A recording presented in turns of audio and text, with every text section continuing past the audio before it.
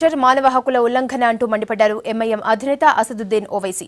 5గురిని అన్యాయంగా కాల్చి చంపారని ఆరోపించారు. ఎన్కౌంటర్పై సిట్టింగ్ జడ్జితో విచారణ జరిపించాలని డిమాండ్ చేశారు. ముస్లిం మత పెద్దలతో పాటు సీఎం కేసీఆర్ ను కలిశారు ఓవైసీ. మరోవైపు అవి పోలీసుల ప్రతీకార హత్యలంటూ ఆరోపించింది పౌర హక్కుల సంఘం.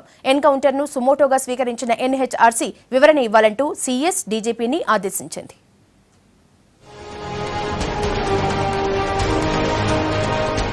ఆలేరు ఎన్కౌంటర్ పై సీఎం కేసీఆర్ దగ్గర నిరసన తెలిపారు ఎంఐఎం అధినేత అసదుద్దీన్ ఓవైసీ. ముస్లిం మత పెద్దలతో పాటు సచివాలయంలో సీఎంను కలిసిన ఓవైసీ పోలీసుల తీరుపై కంప్లైంట్ చేశారు. వికారుద్దీన్ గ్యాంగ్ది బూటకపు ఎన్కౌంటర్ అన్న ఆయన సిట్టింగ్ జడ్జితో విచారణ జరిపించాలని డిమాండ్ చేశారు. బేడీలున్న చేతులతో నిందితులు 5 కేజీల బరువుండే వెపన్ను ఎలా లోడింగ్ చేస్తారు, కాల్పులు ఎలా జరుపుతారని ప్రశ్నించారు. ఇలాంటి ఫీట్లు రజనీకాంత్ సినిమాల్లోనే సాధ్యమన్నారు. Insas rifle, which is 40 inches, and their right hand is handcuffed and their hand is tied with a chain to the chair. 17 police people are inside the van. How is it possible for any under trial? I told the Honorable Chief Minister that only in a Rajnikant movie this sort of thing can happen. సూర్యాపేటలో పోలీసులపై సిమీ ఉగ్రవాదుల దాడిని ఖండించిన అసదుద్దీన్ ఉగ్రవాదాన్ని ఏ ముస్లిం సమర్థించడన్నారు.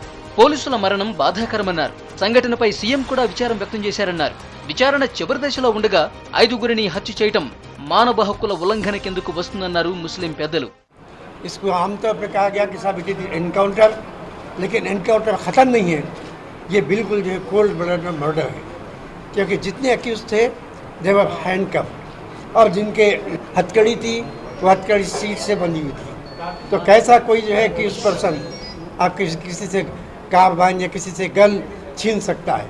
మరోవైపు పౌర హక్కుల సంఘం నేతలు ఎన్కౌంటర్ జరిగిన స్థలాన్ని సందర్శించారు. స్థానికులతో పాటు మీడియా ప్రతినిధులను వివరాలు అడిగి తెలుసుకున్నారు. వికారుద్దీన్ టీం మెంబర్స్వి ప్రతీకార హత్యలన్న పౌర హక్కుల నేతలు సిట్టింగ్ జడ్జితో విచారణ జరిపించాలన్నారు. పోలీసులపై హత్యానేరం కింద కేసు నమోదు చేయాలన్నారు.